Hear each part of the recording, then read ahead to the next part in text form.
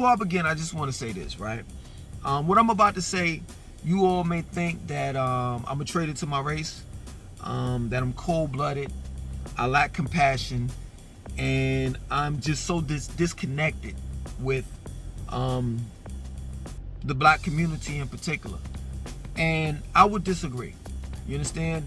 What I'm about to say is the truth. And the truth has no feelings. It doesn't cater towards one's emotional needs. You understand? The truth is what it is. And if it hurts, it hurts. It's just that plain and simple. You understand? So be prepared to hear the truth. And that's all I can give you. So, in the case of Charlotte having these recent violence, this recent violence where there have been murders, you know what I'm saying? 19-year-old kid got killed a couple of days. I think it was a 35-year-old woman. They found her out in the streets, and she was a trauma victim, meaning that somebody beat her to death. You understand? Based on all of this stuff that's going on, high school, I'm talking about high school kids warring against each other, having shootouts, killing each other and stuff like that. Do I think that it's a good move? Do I think that it's still a good move to move to Charlotte right about now? Yes. I'll say that. And like I said before, I warned you all. I warned you. But yes, it's a good move. It shouldn't matter how many black people get killed. Because at the end of the day, if you allow black folks, rather black death, to stunt your growth, you're never going to go anywhere. Straight up. Especially in America. Because prior to me being born, black people have been dying, killing each other, or been being killed by the cops, or drugs, or the food that they eat, or whatever. And after I die, it's going to be the same thing.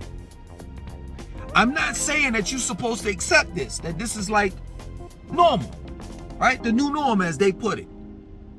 It's not the new norm. It's the old norm. This has been going on.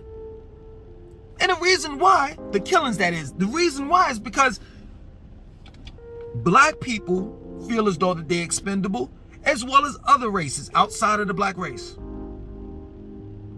That plain and simple. And when you are thinking about being productive, advancing your life, changing your lifestyle for the better, you can't think on a collective level. Or rather, you can't think collectively, like all together as a black community. You have to think on an individual basis. Plain and simple. And it's messed up. You know what I'm saying? We deal with a lot of things on this planet, being black. Systemic racism. Racism, period. Police brutality. All types of everything. Gentrification.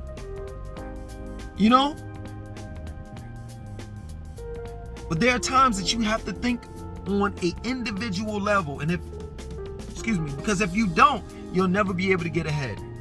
I'm not saying that if you see black death on TV, on the news, you turn it off and you ignore it. It's not what I'm saying. But what I will say is, if you can be part of the solution where it won't affect your life, right? Be part of the solution. Other than that, the problem, far as what's going on in the black community, it's not going to get solved overnight, and it's not going to be one person that's going to solve it, if and when it does get solved. Straight up. You know what I'm saying? I'm not trying to be disrespectful. You know what I'm saying? I respect those that are religious, regardless of what religion that they practice and whomever they worship. But at the same time, I have to tell the truth that in this case, I don't know whether God has a different plan, or, as you Christians may say, he works in mysterious ways or whatever have you. But As of now, religion can't even save black people, because it's funny, in just about every hood, there's several black churches in the hood, and they still got murders in black communities or in the hood or in the projects. That plain and simple. So my point in making to you is, don't allow, this hurts. Don't allow black genocide to stop you, to stunt your growth. That plain and simple. Black people are going to continue to kill one another, and regardless of whether they justify it through I wear blue or I wear red or I'm this gang or you stepped on my foot, whatever it may be, shit ain't got nothing to do with you. Just stay out of their way. That plain and simple. And staying out of their way is not living in the neighborhoods that they live in. They have online right now, in the News Observer, right? That's the Charlotte newspaper. They have a map. It's, Charlotte Homicide 2021, right? And it's a map. And they show you the areas where there's a lot of crime. There's murders going on. As long as you don't stay in those areas, then you should be fine. I always recommend South Charlotte. Why? Because the vast majority of people that live here work. I live in a community where people have more than I do. I know because when I drive by their house, they may have the garage open, and I'm seeing all types of shit. I'm like, damn, that's a man cave. That's a real man cave right there. They got PS5, big screen TVs, couches, all that shit in their garage. Chainsaws, all types of expensive shit that I would think of like when I was down and out and I couldn't pay my rent back in the days. I would think about parting all of that stuff. You know what I'm saying? Because I'm seriously, that I get in my moments like when I ain't gonna say when I was broke, because I ain't the most, rich person. I ain't rich, you know what I'm saying? But I think about, in the past, like when I was down and out, as I'm driving through driving through my community, and when it's a nice day out or whatever, and they got their garage open, I see all the types of brand new appliances they have, and I'm like, man, what I could get for this, and that. Take it to the pawn shop. Not to say I would steal it. That's not what I'm saying. I'm saying if I had that stuff. But they got more stuff than I do. So they have something to lose. You stay in areas where people have something to lose, where they're not trying to mess up their way of life. Let me tell you something. I have several firearms, and we're going to get to that. I have several firearms. And just ask me this question. Langston, would you ever want to defend yourself, by putting somebody down? And the answer is, I would defend myself, right? If it was a case where it was a matter of life or death towards me and my family, definitely defend myself. But what I want to put someone down, I have to talk in a certain kind of way, if you understand where I'm coming from with doing a YouTube video, right? But would I want to put someone? No!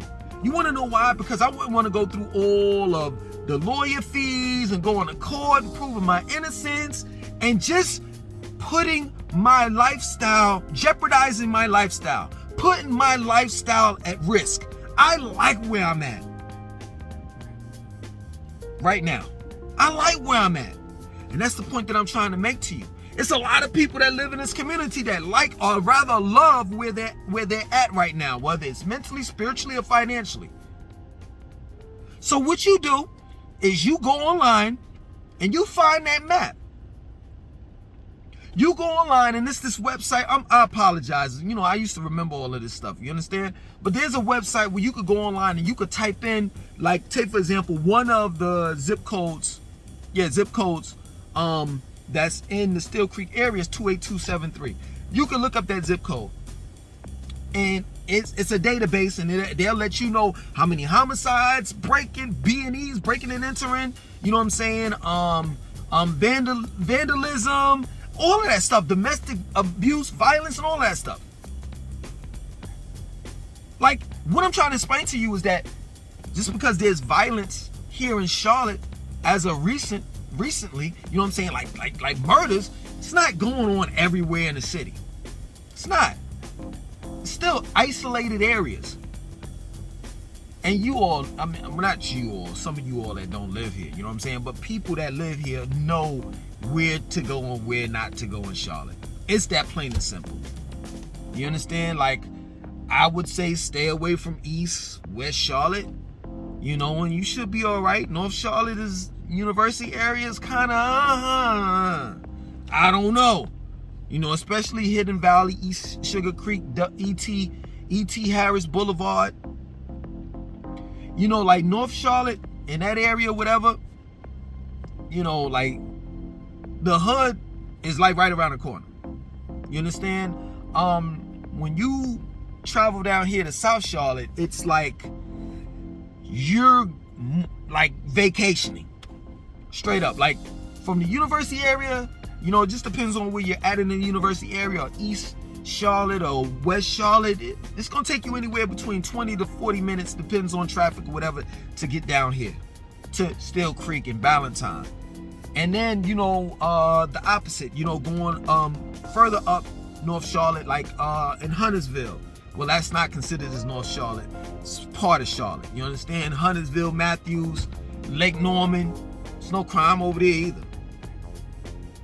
So I would say, you know what I'm saying? Be prepared. I mean, come on, this is the usual thing. You ought to know that.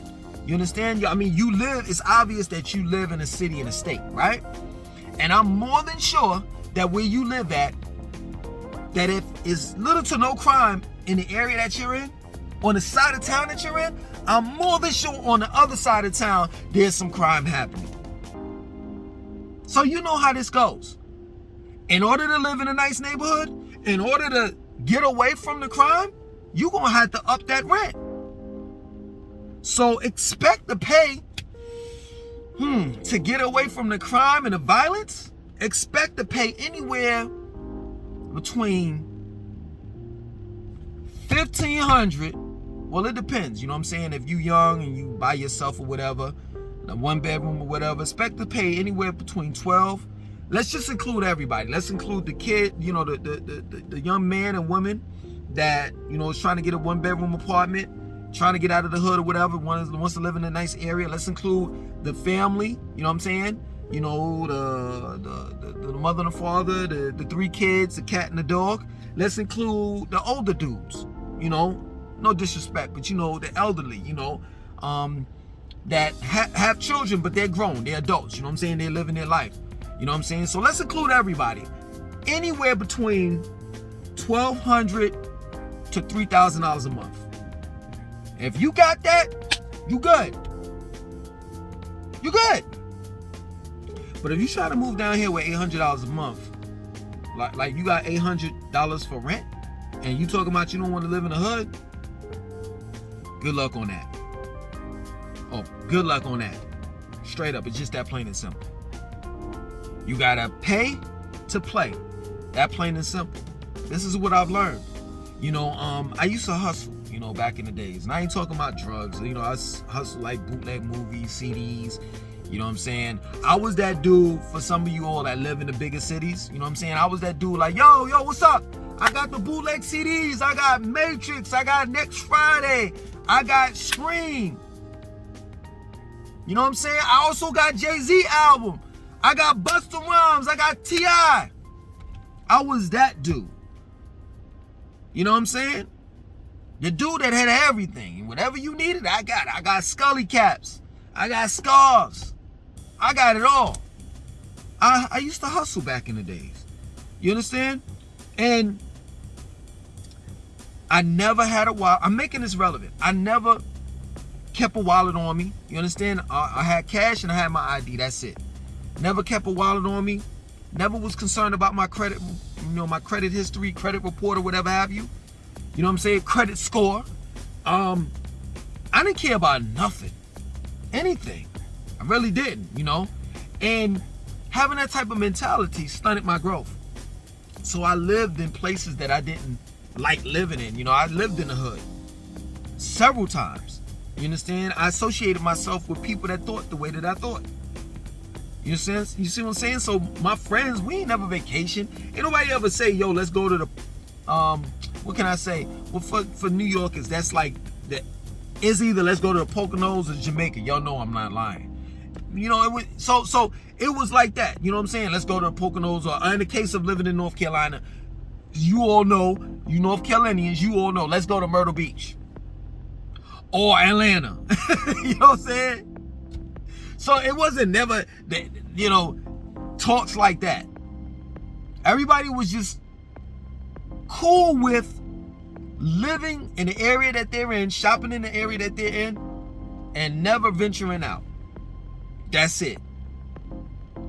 Now that I've gotten older, I saw that type of mentality just stunted my growth. And now, I'm not lying. I mean, I can't even sit here and say I busted my ass and it took me years to get my credit right. Nah, it really didn't. Once I started to find out different things, the mother of my children, you know what I'm saying, Pretty Ricky put me on to certain things. You know, different people put me on to certain things. It took no time for my credit score to boom, shoot up. I think mine is at like 760 now. And I mean, I really didn't work hard to get it there. You understand? But my point I'm making to you is that that's imperative. If you want to live in a nice area, your credit score got to be right. You got to have the right money. You got to have the right job. Everything got to be right. And in the case of making sure that your family is right, you see what I'm saying? You have to, for all you Black Power, you know what I'm saying? Keep hope alive. All you people like that, conscious, or so-called woke people, I say so-called woke people for a reason. You got to somewhat assimilate into the system. So now, I'm a different type of person. I'm not saying I walk around with a stick up my ass and I talk like this. That's not what I'm saying. But definitely nowadays, carrying a wallet. I'm definitely nowadays looking at my credit score. I'm definitely taking advantage of credit cards and, you know what I'm saying, looking at the stock market and different things like that. Because I just want to live a decent life, man. Living in the hood and having to worry about somebody shooting up your house and all the rest of that, man, that's not the life. It's not. It's really not. You understand? Which leads me to this. At least in the southern states, you know what I'm saying, from, I say Virginia, at least I think from Virginia all the way down to Texas, you know, you can basically open and carry. They're open and carry states. So you can basically have a handgun on your hip. And then you can take it to another level by getting your CCW, which is a carry concealed weapon license, in which you can conceal your weapon. You can put it under your shirt where it won't be exposed. Nobody won't see that you have a firearm. You could put it under your seat in your car. You could put it in your glove compartment. My point in making is that at the end of the day, true indeed, having a firearm doesn't necessarily say that if someone were to break into your house, you would be able to take that person down, but at least you have a fighting chance. So regardless of wherever you live at, whether it's an area where there's little to no violence or whether it's an area where there's a lot of violence, I would say make sure you protect yourself. Because at the end of the day, I'm not trying to throw them under the bus. I'm just being real. If you are relying on the police to get there before the criminals leave, man, please. See, that's the reason why you need a firearm, because then you will be able to rely on yourself. Now, I have a family member right now. I'm not going to name that person, but that person has pepper spray right now. What can you do with pepper spray? For real. Everybody always says this. This is the saying. Never bring a knife to a gunfight. So you said, you know what? You're right. I'm not bringing a knife to a gunfight. I'm going to bring some pepper spray. Like, that's going to really do some justice. If I'm coming in your door and I have an AR-15, right? What are you going to do with pepper spray?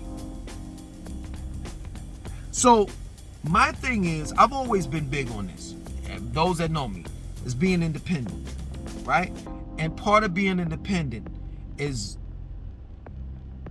well, overall, being independent is being responsible. And part of being responsible, that's what I wanted to say, is being able to protect and defend yourself. And the way that you do that is you get you a firearm. I'm not gonna be long-winded with this situation. I'm already long-winded, period. You know what I'm saying, with this conversation. But you know what I'm saying, in the state of North Carolina, as long as you don't have any type of felonies, domestic violence and stuff like that, it's easy for you to obtain a firearm. You know, in the case of a handgun, you definitely have to have a permit in order to purchase that. But a rifle, you know what I'm saying, a shotgun or AR-15 or something like that, you can basically order that online and have that today. Well, Overnight Express. You could go to Blackstone or any of these places, Pro Bad Shop, Palmetto, that's in South Carolina, where else, Cabela's. You could get you a rifle right now. I would say in the case of ordering it, because that's what I did. I ordered my AR-15. It came in 2 parts. I had to assemble it, and boom, it was a done deal.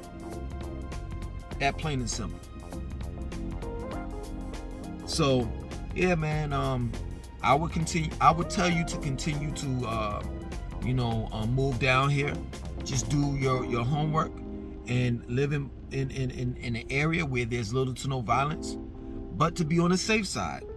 While you're living in that area that's little to no violence, make sure that you have some type of protection. And I'm not talking about and having pepper spray and a pocket knife it's not optional unless you have a firearm to go along with it. That's what I've learned too. That people carry firearms and they keep a little pocket knife on them as well.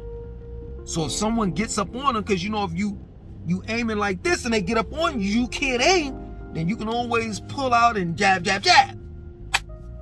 You know what I'm saying? You got to protect yourself. You got to protect and defend your family. And yo, seriously, like, yo, we're victims. The criminals call us Vicks. You understand? Like, I don't want to be a Vic. I don't want to be a victim. I don't want the bad guys to win. Why do bad guys have to win all the time? That's the problem that I have with you all that are against guns, or rather firearms. You want the bad guy to win? So let me get this right. You want to ban firearms, right? So the people that are the good guys, the ones that go to work 9 to 5, the ones that take care of their children, take them to gymnastic classics and kung fu and jiu-jitsu and MMA and all of that stuff, that go to church on Sunday, that pay their tithes, that pay their taxes, that on summer weekends they take their children to Carowinds. On Friday night they eat Domino's Pizza, Papa John's, and watch Netflix. You want to disarm them in comparison to these guys that smoke weed, drink? And I'm not saying that there's one race, because when it comes to criminals, there's no one race. There are a lot of criminals, and they could be black, white, Chinese, Mexican, etc. But you want to disarm civilians, Americans.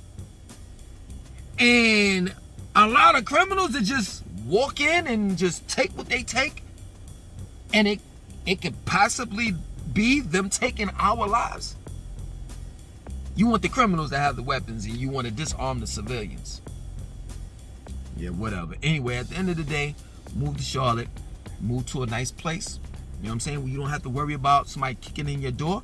But if by chance it happens, make sure you have a firearm. Other than that, man, I hope I helped y'all out. I want you to like, comment, subscribe, and definitely share this video.